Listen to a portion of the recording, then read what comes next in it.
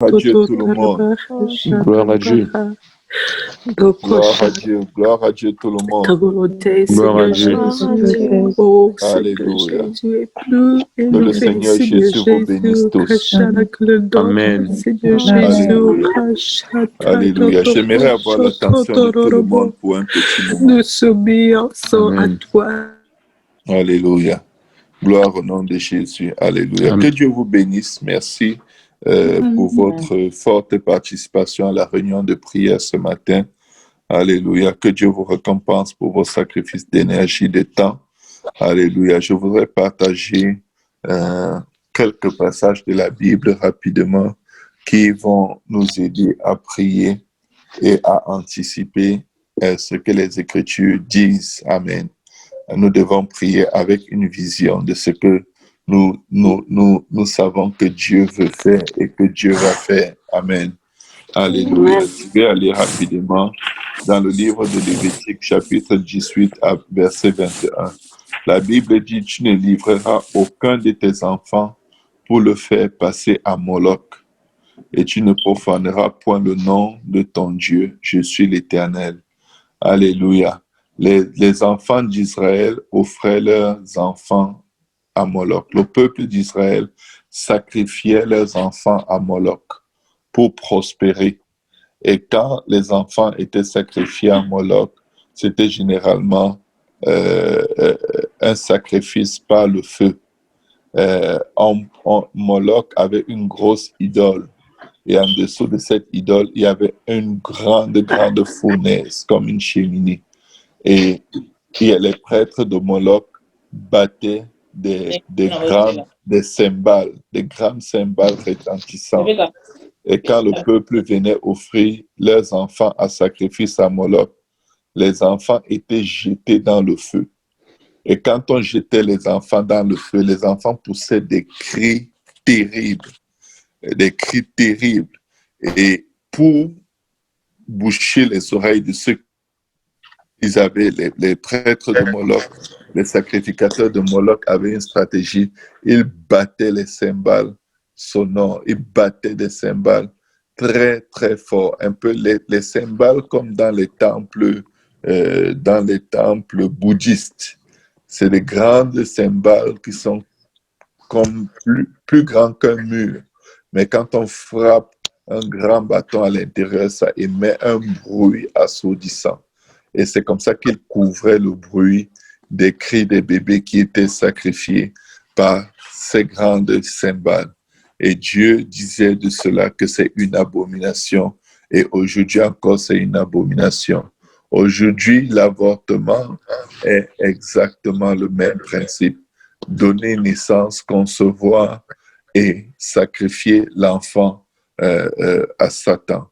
La Bible dit dans Lévitique chapitre 20, versets 1 à 10, l'Éternel parla à Moïse et dit, tu diras aux enfants d'Israël, si un homme des enfants d'Israël ou des étrangers qui séjournent en Israël livre à Moloch l'un de ses enfants, il sera puni de mort.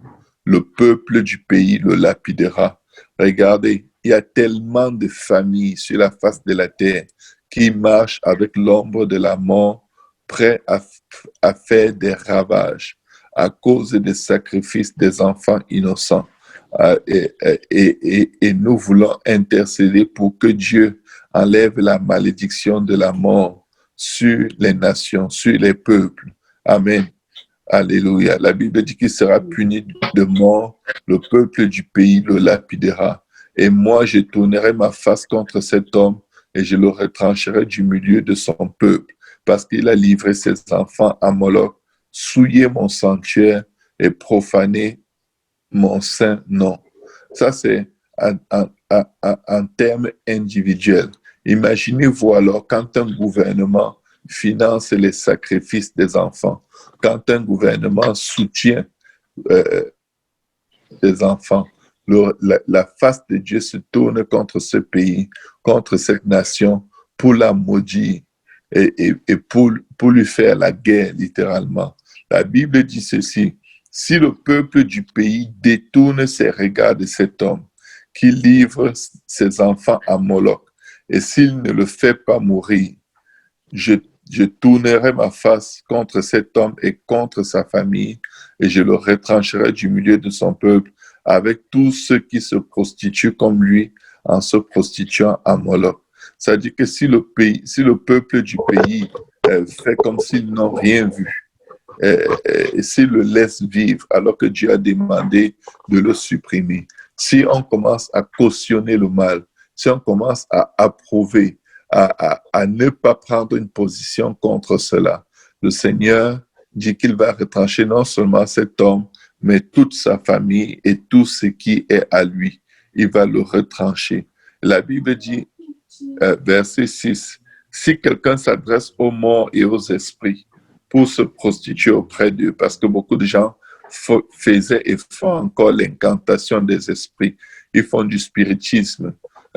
Dieu dit qu'il tournera sa face contre cet homme, je le retrancherai du milieu de son peuple. Et il dit au verset 7, vous sanctifierez et vous serez saints. Vous vous sanctifierez et vous serez saints, car je suis l'Éternel, votre Dieu. Vous observerez mes lois et vous les mettrez en pratique. Je suis l'Éternel qui vous sanctifie. Si un homme quelconque maudit son père ou sa mère, il sera puni de mort. Je vais vous dire, mes frères, mes sœurs, il y a tellement de sentences de mort sur la vie de tellement de gens et ils ne le savent pas. Parfois, c'est des disputes familiales, c'est des chicanes avec des parents. Je vous dis, c'est aussi grave que les avortements. Les nations sont dans les troubles.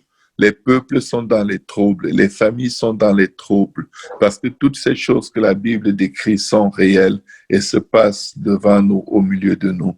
Alléluia. La Bible dit, si un homme quelconque maudit son père ou sa mère, il sera puni de mort. Il a maudit son père ou sa mère. Son sang retombera sur lui. C'est pourquoi la Bible dit aussi aux parents, parents, ne provoquez pas vos enfants, parce que vous allez provoquer vos enfants dans leur ignorance. Ils vont blasphémer, ils vont dire des choses contre vous, ils vont vous maudire. Et maudire veut dire mal dire. Ça veut dire du mal de ses parents, dire du mal de son père, dire du mal de sa mère. Ce n'est pas forcément dire je te maudis. Maudit vient de mal dire. Alléluia. Et la Bible dit au verset 10, si un homme commet un adultère avec une femme mariée, s'il commet un adultère avec la femme de son prochain, l'homme et la femme adultères seront punis de mort. Vous voyez que ça rentrait dans la même ordre de condamnation et d'abomination que les sacrifices faits à Moloch. Dans 1 Roi 11, chapitre 11, verset 7 à 9, 1 Roi 11, verset 7 à 9, nous voyons que Salomon lui-même, qui avait toute la sagesse qu'un homme puisse avoir sur la face de la terre, il a fait des sacrifices humains. Salomon a construit des autels à Moloch. Pourquoi est-ce que je prends l'exemple de Salomon? Juste pour dire à quelqu'un, ne sois pas trop sage à tes propres yeux. Tu vas te faire avoir. Tu vas participer à des bains de sang en croyant que tu es en train de faire quelque chose de correct, mais c'est du diable. La Bible dit, alors Salomon bâtit sur la montagne qui est en face de Jérusalem un haut lieu pour Kémosh, l'abomination de Moab, et pour Moloch encore, le faux dieu auquel les gens sacrifiaient leurs enfants, l'abomination des fils d'Ammon. Et il fit ainsi pour toutes ces femmes étrangères qui offraient des parfums et des sacrifices à leurs dieux. Vous comprenez, il a bâti des autels à des dieux étrangers. La sagesse que Dieu lui a donnée ne lui a pas accordé la crainte de l'Éternel. Et la Bible dit au verset 9, l'Éternel fut irrité contre Salomon parce qu'il avait détourné son cœur de l'Éternel, le Dieu d'Israël, qui lui était apparu 2 fois. Tu peux avoir plein d'expériences avec Dieu, des révélations en toutes sortes. Cela ne te prévient pas d'être sacrificateur de Moloch, d'agir comme fils du diable. Maintenant, regardez ce qui s'est passé. Josias est le premier roi d'Israël qui s'est levé et qui a commencé à détruire les sacrifices faits à Moloch qui se faisaient depuis des générations. Comme dans notre temps, on voit que les sacrifices d'avortement faits à Moloch se font depuis des générations. La Bible dit que le roi souilla Tophet dans 2 Rois 23, 10. Le roi souilla Tophet dans la vallée des fils de Hinnom, afin que personne ne fît plus passer son fils ou sa fille par le feu en l'honneur de Moloch. Les gens balançaient leurs enfants au feu pour les sacrifier à Moloch. Mais je vais vous dire une chose, de même que Dieu juge, Dieu veut envoyer la restauration et le réveil spirituel.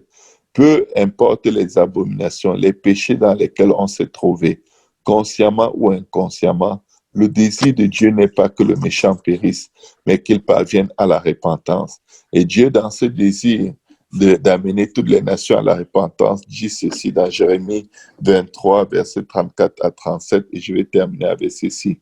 Ils ont placé leurs abominations dans la maison sur laquelle mon nom est invoqué, afin de la souiller.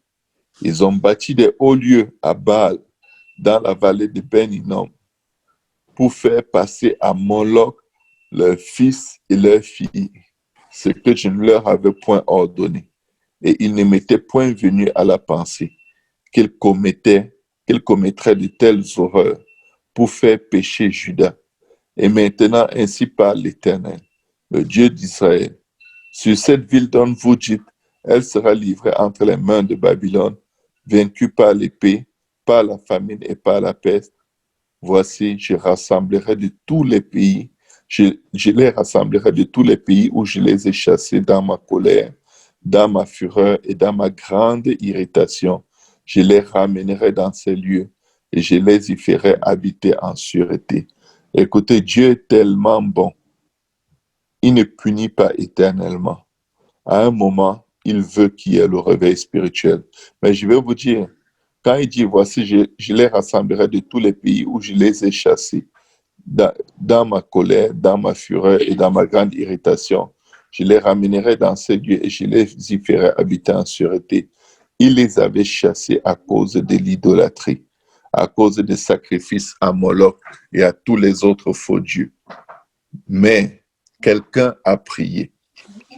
Ce qui se passe dans Jérémie n'est pas le fruit du hasard. Daniel a prié et Dieu a ramené son peuple.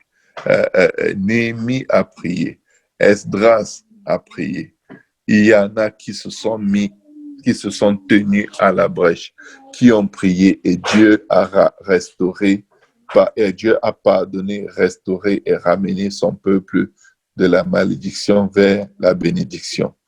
Quand nous lisons dans les Écritures, le réveil spirituel n'est pas toujours parti d'une grande multitude de personnes, mais le réveil spirituel est généralement parti d'une personne qui avait à cœur le salut de sa nation, de son peuple. Comme la Bible dit, je l'ai dit hier dans l'enseignement, si un peut chasser 10 000, l'intercession d'un peut sauver, si un peut chasser 1000 et deux peuvent chasser 10 000, l'intercession d'une personne peut sauver 1000 et l'intercession de 2 personnes peut sauver 10 000. L'intercession de 3 personnes peut sauver 100 000. L'intercession de 4 personnes peut sauver 1 million. L'intercession de 5 personnes peut sauver 10 millions. L'intercession de 6 personnes peut sauver 100 millions. L'intercession de 7 personnes peut sauver 1 milliard. L'intercession de 8 personnes peut sauver 10 milliards. Et il n'y a pas 10 milliards d'habitants sur la face de la terre. On y est presque. Mais je vais vous dire une chose. Comme au temps de Noé, Dieu a sauvé 8 personnes. 8 personnes suffisent. Qui ont vraiment à cœur le salut de leur peuple, de leur nation.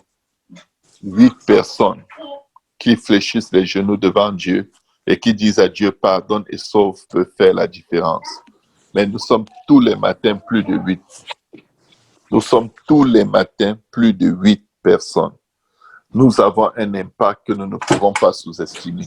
Je veux que nous soyons conscients que nous ne sommes pas en train de faire un rallye, un défi, mais que nous sommes vraiment en train de faire une œuvre éternelle, une œuvre qui influence le sort des nations, une œuvre qui est importante. En fait, nous faisons l'œuvre qui permet à l'Esprit de Dieu d'agir le plus sur la face de la terre.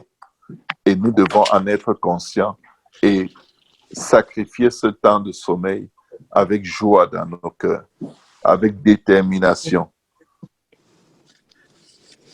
lumière pour un temps comme celui-ci. Et nous voulons activer le ciel pour voir la puissance et la gloire de notre Dieu se manifester dans la vie de nos nations. Amen. Amen. Amen. Merci de votre écoute. Donc, je vous encourage, ne baissez pas les bras, ne vous dites pas que vos prières ne servent à rien. Sortez un peu de vos besoins personnels. Je ne demande pas de les négliger ou de ne plus prier pour ça, mais soyons tous conscients. Il y a sur la balance des milliards de personnes que nos prières peuvent arracher des ténèbres jusqu'à la lumière de Dieu. Sanctifions-nous afin que nos prières ne soient pas obstruées par nos caractères ou par notre façon de vivre. Sanctifions-nous et ne participons pas aux œuvres infructueuses, aux mauvaises œuvres des ténèbres. Amen. Amen. Gloire au nom de Jésus. Je sais qu'il y en a qui doivent y aller. Que Dieu vous bénisse. Soyez fortifiés. Apportez toutes vos requêtes de prière devant le Seigneur en action de grâce et que le Seigneur vous accorde une journée paisible et toujours la prière de repentance pour nos familles et pour nos nations. Soyez tous bénis au nom de Jésus. Amen. Amen. Je vous souhaite une bonne journée à tous. Bonne journée à tous. Amen. Bye.